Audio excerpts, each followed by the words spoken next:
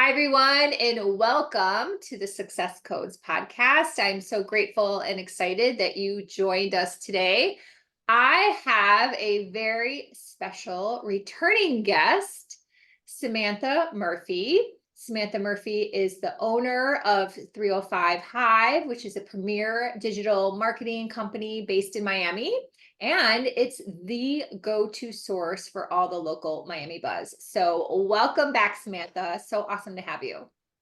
Thank you for having me, Melinda. Yes, I'm happy to be here. we talked about so much last time. I think I'm buzzing still. I hope it was helpful to someone. Yes. So when you were on, it was in October, Mhm. and it was episode, I wrote it down, episode 52. So now it's 6 months later, and Mhm. I thought, it'd be fun to have you back and just kind of have like a business update, dig in more. I want people to go back to that episode and listen because it's a really good episode, if I do say so myself, and giving lots of props to you. Well, thank you for the opportunity. Yes, you're welcome. We cover so much in that episode. We talk about networking, we talk about business cards, we talk about showing up, we talk about just like living like a positive life. And I thought we'd kick it off by extrapolating on that a little more because Okay. maybe you see what I see out there, and that is that the majority of people are really like kind of struggling, unhappy, trying some escapism in terms of social media scrolling. And you Yeah. seem to just have like a really great way of like dialing in and just living your life.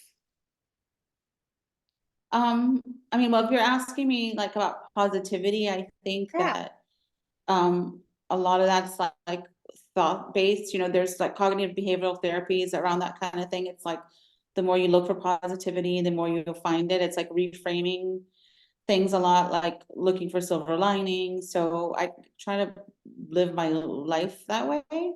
I think if you're in a negative space, I mean, not that bad things don't happen to people, of course they do.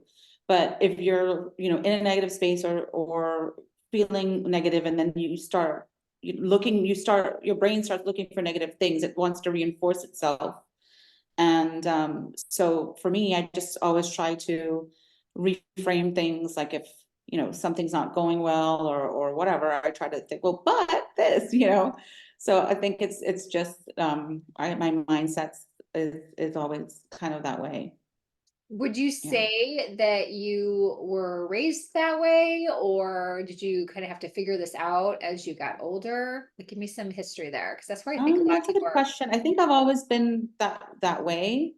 Always like sort of more of a positive person. Not that bad things don't happen to me, like plenty of bad things, have happened to me, but I'm very like good at trying to put those things in the past or trying to move on, trying to like to my detriment sometimes I was like try to see the good in people.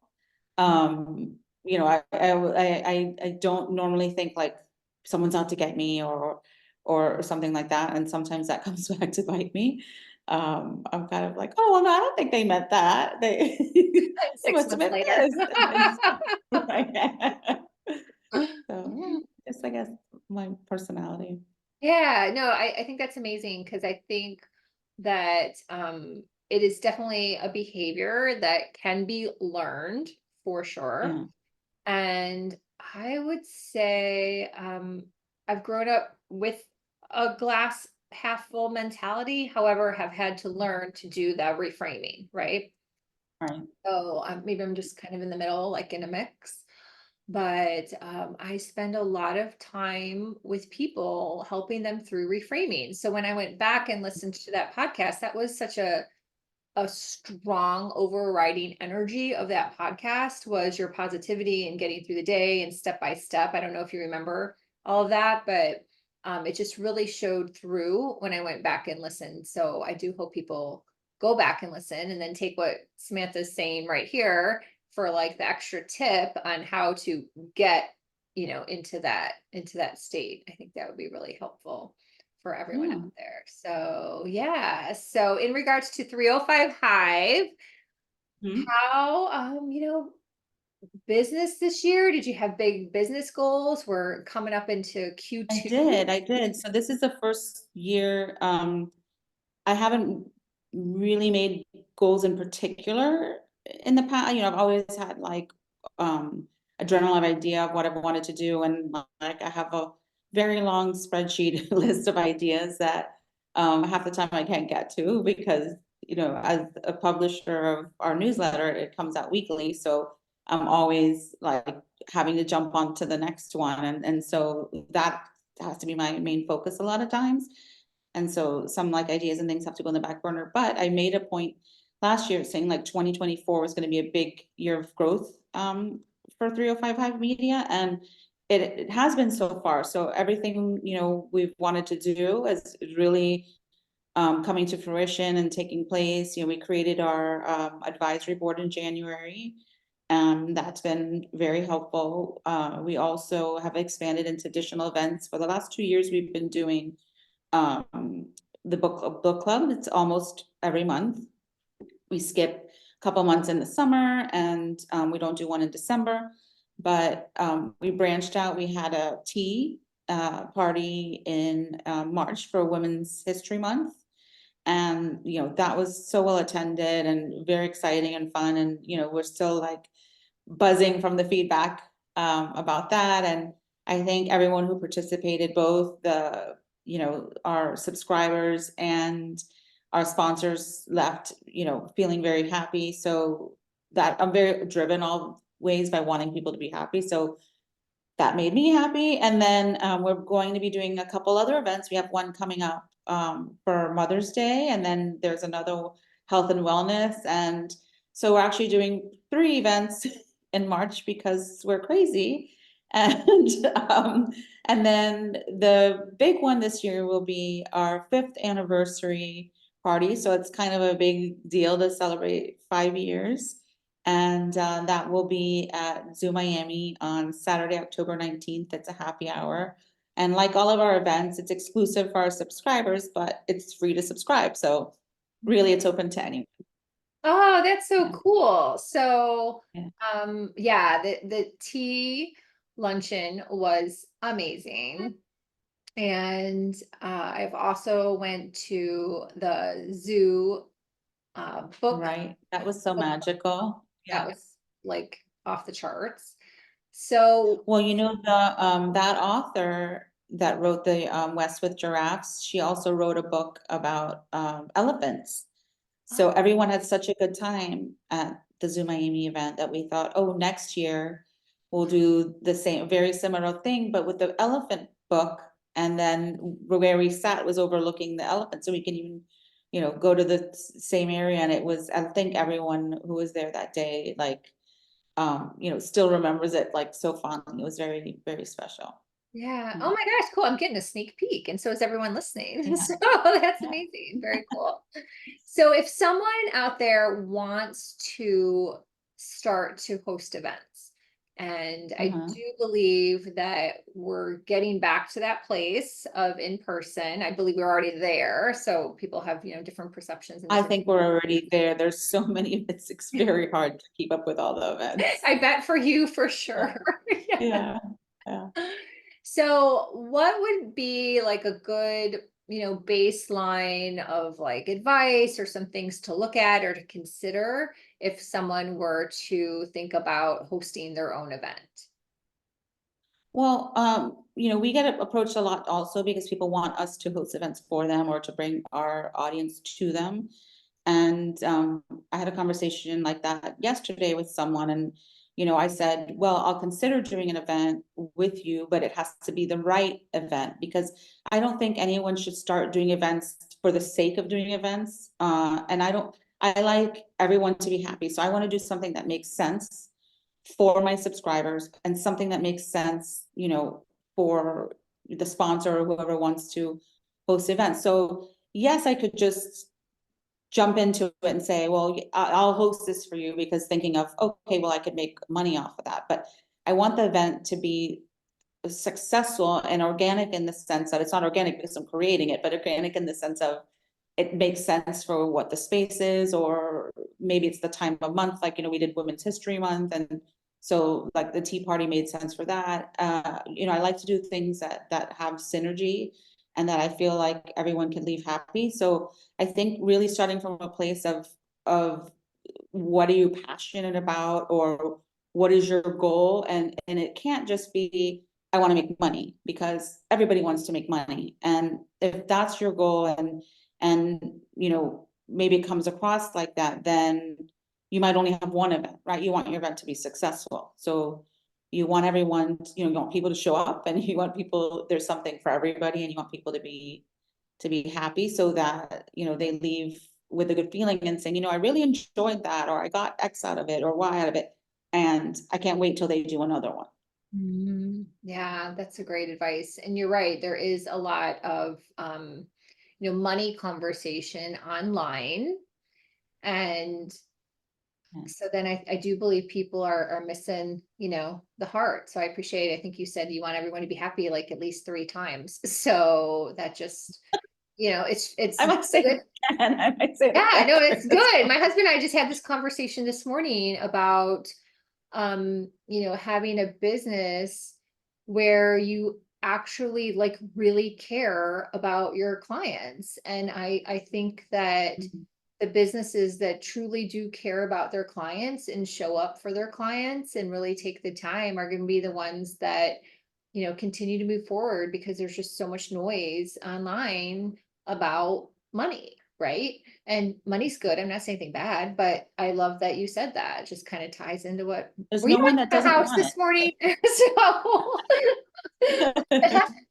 it. what did you say?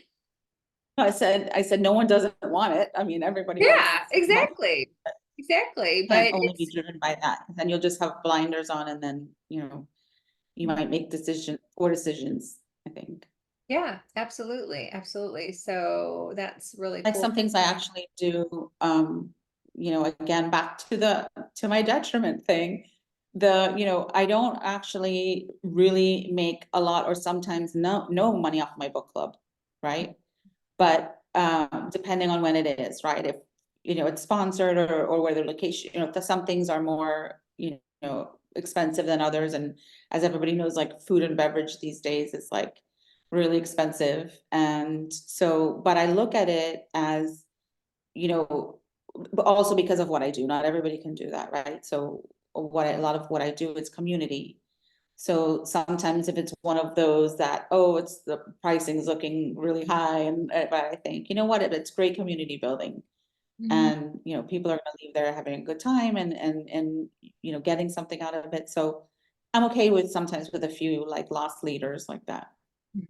Yeah, yeah. And two, like, how do you think that plays into also having content for social media? Because that's something I always consider when I'm, doing something, is just having the content, like social proof and things to Yeah. share online.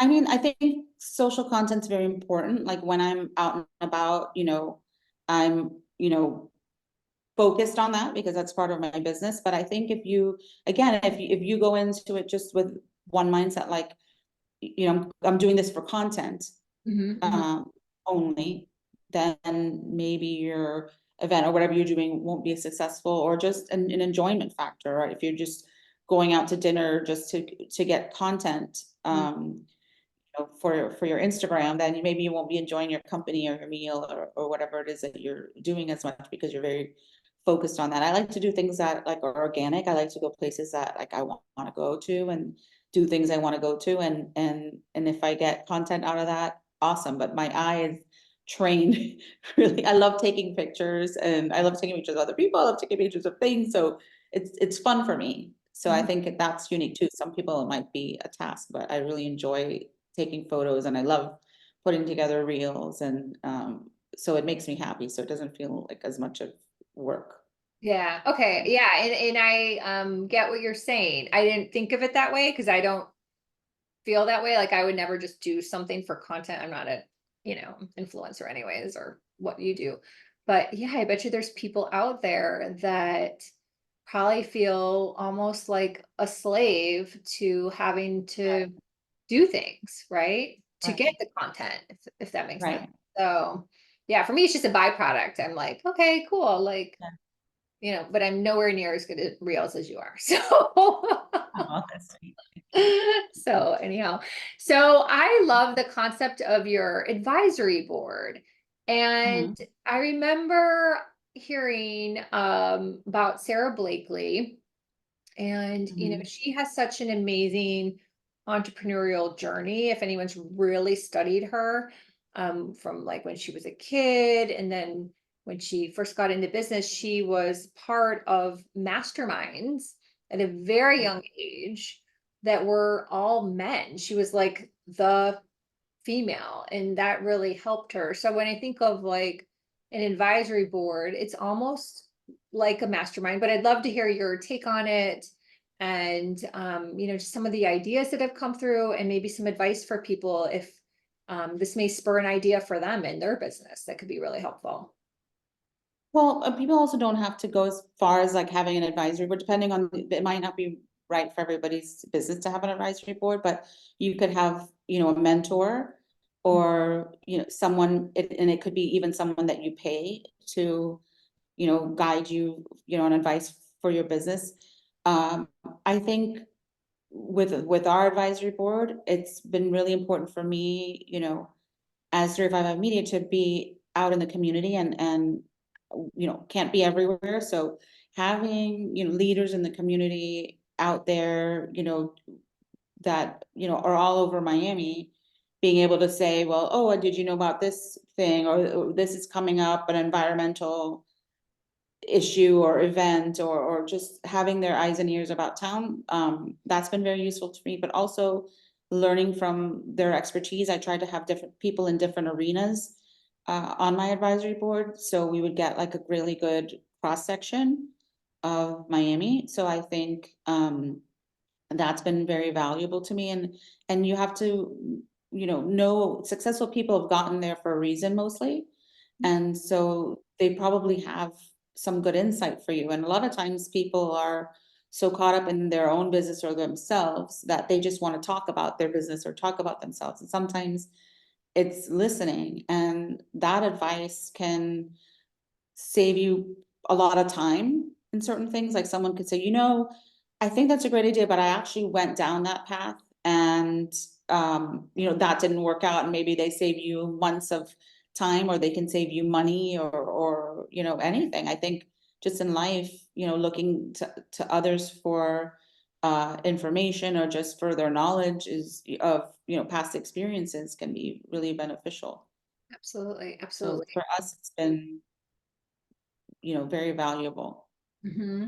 So have you then gotten ideas out of them, or do you run ideas past them? And I'm just trying to get a I've little run ideas structure past and them. I've run context. ideas past them, but I've gotten a lot of connections. Okay. And basically, for example, if I'm trying to reach, I'm not gonna say name, like Acme Company, Mhm. and um, it would be me Googling, who is the marketing contact there, or that kind of thing. And sometimes in larger corporations, you have to go through many rungs to find the correct person. And it can take a lot of time to, build a connection, get that meeting, or whatever that case may be. Now, this, having someone else, in helping you with that kind of thing, it could be, well, I'm interested in Acme Company. Oh, well, I have coffee once a week with Joe Smith, and he's actually, the president of that company, and I can ask him who the marketing contact is. So that's shortcut me now a lot of time, effort. I've come to the right person, and I've come to the right person in the right way through an introduction where they now, when they meet with me, already know who I am and what I offer, and what would be valuable to them, versus just trying to knock on doors. And so I think that's also been very helpful, making, people, having people make introductions for me. Yeah, yeah, I know that's a great, great way to like maximize your resources and be collaborative. So, and then two, because I think this is such a great idea for businesses that are looking for growth. Um, Do you also just like meet once a month, like in terms of like structure to help Well, someone? I set up my advisory board a little bit differently. A lot of them, it's like a 1 year commitment. I set mine up that it was a 6 month commitment. And it was gonna be just 3 meetings. And then, if there were any, I was very clear going into it, what the expectation was. Because I also know when I'm approaching, leaders of industries and leaders in the community that, they probably don't have a ton of time and don't want to commit to something that's going to be overwhelming. So, I said it was, up to 3 meetings and up to 4 phone calls. I was very clear with what the expectation was. And that's why I also limited it to 6 months, because it was really important to me to have that yes. So Mhm. I wanted to make it as easy as possible to have that yes. So we've had 2 breakfasts so far, and then we have the third, but final one would be coming up at the end of May. Okay, cool. And if you don't want to answer this question, are some people going to continue? Like, did you just kind of do it in 6 month chunks? Because I think that's genius. I never heard of that. So, Yeah. So yeah, I'll be asking a new, group soon. I've asked a couple people already. I'll be asking a new group soon, and if oh, anybody gotcha. would want to stay on, that would be amazing.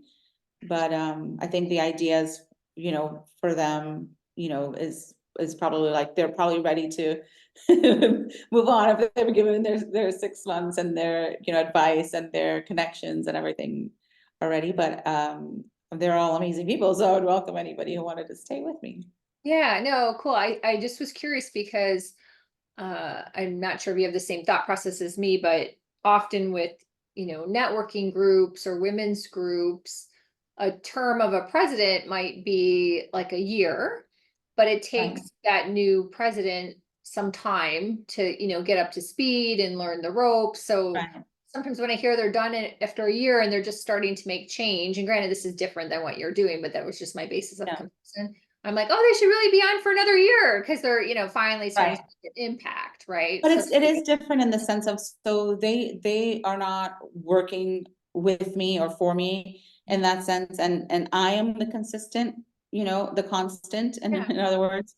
So I'm there to, like, the first meeting is like, this is what 305 Media is. These are our 4 pillars. We have our marketing activations, we do events, we have our social media, and everything's anchored by our newsletter of 12,000. I would tell them, you know, what I've come from, how I started, what my goals are, and and then I asked questions like, well, based on everything I told you, that kind of thing. So we did a PowerPoint presentation, and then it's not really for them to go home and have homework or anything like that, or do any work for me. So the learning curve is not that steep. And so it's a little bit different in being on a committee or being in a chamber, Mhm. or something like that. But I do see your point. I mean, I've been involved in several groups, and it is like that. You think, oh, it should be 2 years because you just figured it out. Yeah, yeah, yeah. No, I appreciate you sharing that because that, like I said, I totally know it's two different types of things, but it was just enlightening to think about it with a new perspective. So yeah, thank you. Thank you. That's so cool. Yeah, and I think, you'd be surprised if you just, ask somebody that, like, you admire, or that, like, they don't even have to be in the same industry, but Mhm. someone that you think has a lot to offer, and you say, like, would you be my mentor for, you know, X time, like 6 months, a year, and I promise it'll be only be 1 call a month, or something like that. I'm sure people would be flattered and would say yes. Mhm. Yeah. Yeah, yeah, I've definitely uh heard a lot of great tips for Mhm. people on that note. And I would say I agree with them. And with that, which sounds like you're on this page, being very Mhm. organized and really understanding like what you're looking for out of the relationship versus like, talking about the weather. So, Right. so yeah. So if anyone out there is like, taking this conversation to heart, and I hope somebody does, And it's like, gosh, would this be a good fit for my personal growth, my business growth? And that would be, I would my advice in terms of, definitely think about the fact that Samantha was very organized. She said she even has a PowerPoint. So she has structure, she has like a plan, Right. and she has goals, and And she I like to do what I say. So if I tell you I'm inviting you for an hour-long meeting, I like to stick to my word. And with the book clubs or anything I do, I'm very cognizant of people's time. So, I'll say, okay, well, book club's over or the meeting's over. If you'd like to stick around, you're welcome to. So that way the people who need to go, can go ahead and go. And if people want to linger, they can linger. But, it goes on with being organized and respecting people's time and letting them know what to expect, because if you're going to ask someone for something, they should know what they're saying yes to. But yeah, I think it's also, back to what you were saying, that's why people listen to all these podcasts, and they go to these seminars and different things like that. It's the same sort of thing as having a mentor, because you're looking for people's advice, and you're looking to learn, how did others get there, and what did they do, and what does it take, and apply like what could help you in your life or your business, and how you can expand on it and go, wow, that was a great idea. I think that sounds like it's a good fit for me. But not everything is, like, not everything I'm doing, or not everything, someone you might go to a seminar, and they might have a bunch of ideas, and you might hear 20 ideas, and only one of them would be applied to you, or so you have to kind of not just like follow exactly what people say, but do what makes sense for you. yeah. And do you feel that you go with your gut or use your intuition? Like, how would you describe that for yourself? Oh, I 100% go with my gut. Like, I don't like to do anything. Like, if something doesn't feel right, I wait, and then I'm very fast paced at anything that I do. Like that tea, as you know, was done in less than a month. I think it was like 3 weeks, the whole thing was put together. But when I decided I wanted to do it, everything felt right. Mhm. And so I have that internal like feeling going, yes, yes, yes, this is great. And so it's easy for me. Now I've had a couple things on my plate lately that I'm like, I'm not so sure. I don't know if that's gonna work. And so, some things are a leap of faith, but other things I kind of go, well, you know what, I that's not that great for right now. Let's wait on it a bit and see what happens. And sometimes the direction gets changed, or sometimes, what you thought was a great idea just kind of falls by the wayside, and you forget about it because maybe it wasn't that great, to begin with. It wasn't meant to be. If you forget about it, you're like, Wasn't oh, meant to I be. Yeah. forgot. Yeah, I'll Yeah. get back to it. If you don't have that like passion and drive, and like everything feels good, and it's like checking a lot of boxes, Mhm. then I say like don't push forward, right? Because a lot of times, I mean, you were speaking specifically about events, but so that's like a financial risk, right? That you're taking. Mhm. So um, you're booking a space, you're um doing different things. You obviously have to put money out to make money when it comes to a lot of these things. Not all the time, but you do. So you have to make sure it feels right to you and makes sense.